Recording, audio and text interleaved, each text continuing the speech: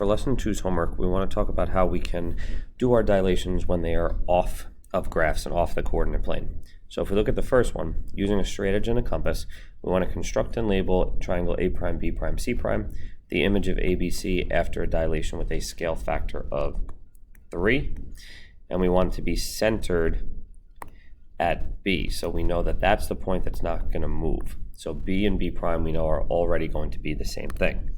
So what that means is we need to extend all of our lines going away from point B.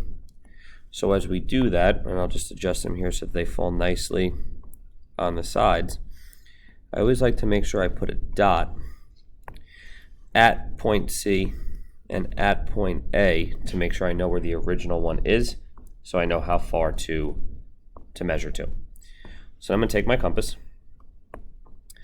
You always put the point on your center of dilation, which in this case is B, and you're going to measure out to your original one. Every slash mark equals a scale factor. So if we need to do a scale factor of 3, we go 1, we slide it over to point A, there's the second one, and we slide it over to that second slash mark, and there's our third scale factor, and there's going to be a prime. Now we're going to bring our compass over and reset, so we'll start back at B, and now we're going to measure out our compass so it fits nicely on C. So 1 scale factor, 2 scale factor, and last but not least, a third scale factor. And there's going to be C prime. And because we are dilating the triangle, we need to make sure that we draw a line connecting A prime and C prime. All right? So then our triangles are basically one contained within the other. If you look at the questions that follow, it says, describe the relationship between segments AC and A prime, C prime.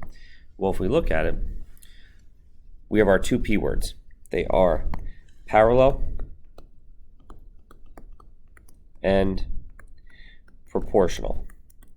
And we will build off that proportional piece a little bit, because if we know that we had a scale factor of 3, then we know A prime, C prime is triple A, C. All right, but we want to make sure whenever they talk about the relationship between sides of dilations, they are parallel and proportional. Want to describe the relationship between the areas?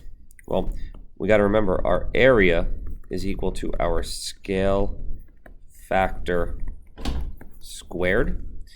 So in that case, our scale factor was 3. 3 squared is 9. So therefore, the area of triangle A prime, B prime, C prime is 9 times greater